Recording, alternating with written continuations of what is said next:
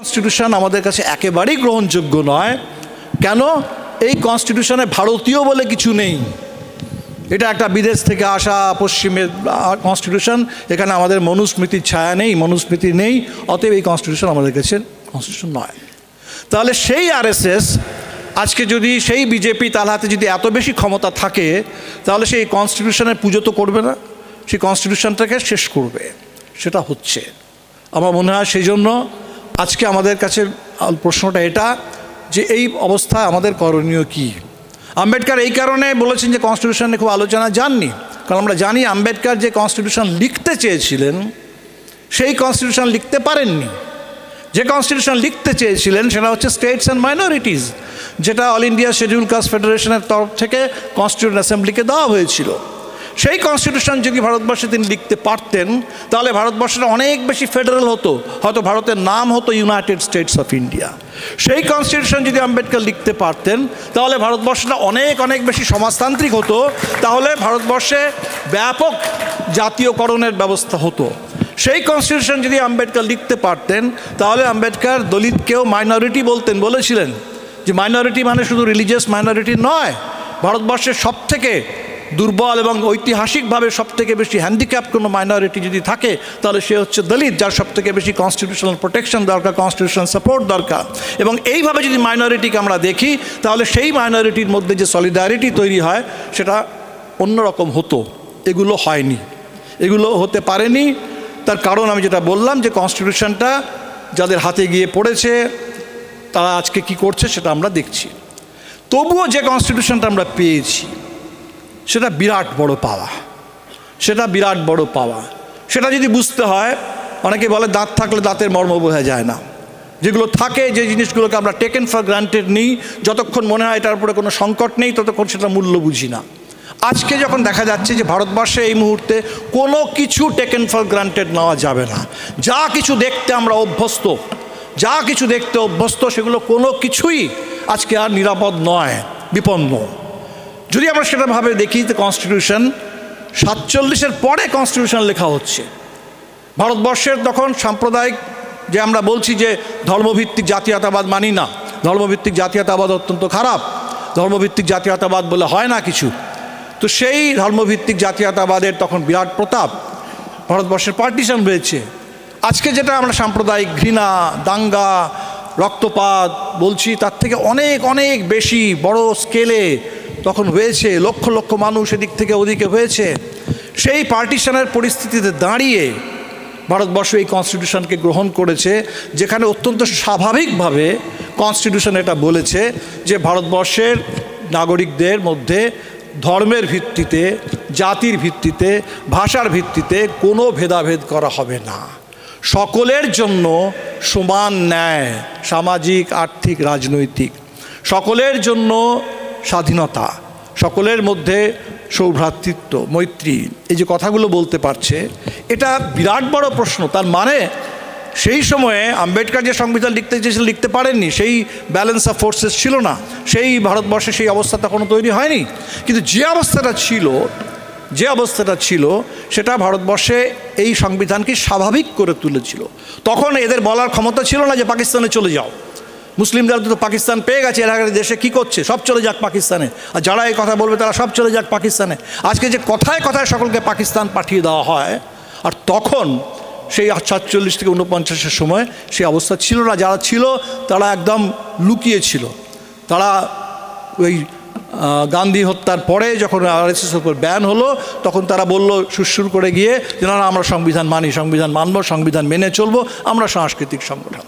তাহলে প্রশ্নটা হচ্ছে যে এই যে সংবিধানটা আমরা পেয়েছিলাম এটা তো আকাশ থেকে পড়েনি।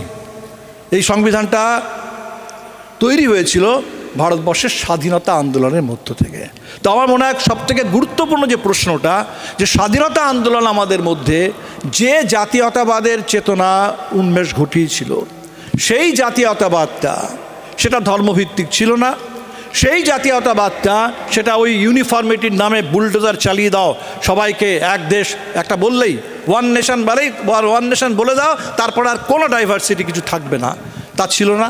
সেটা ইনক্লুসিভ ছিল, আর সবথেকে বড় কথা সেটা সাম্রাজ্যবাদ বিরোধী ছিল। সেটা সাম্রাজ্যবাদ বিরোধী জাতীয়তাবাদ তৈরি হয়েছিল।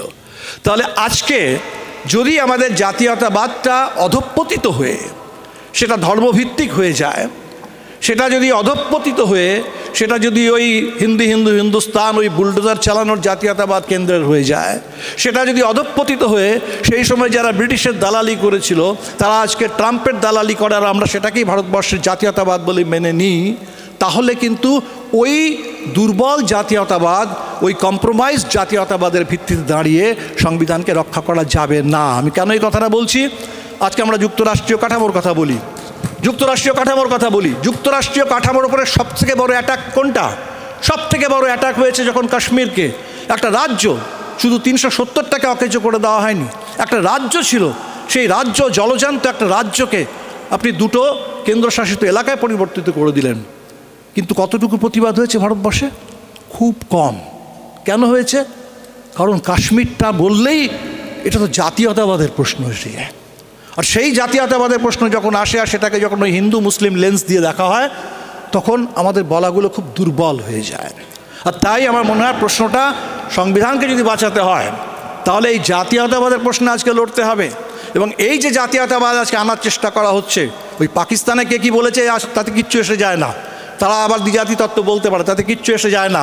ভারতবর্ষে এই মুহূর্তে যেটা করা হচ্ছে সেটা হিন্দুত্ব, সেখানে ভারতবর্ষকে হিন্দু নেশন বানানোর চেষ্টা করা হচ্ছে, হিন্দু ন্যাশনালিজম করার চেষ্টা করা হচ্ছে।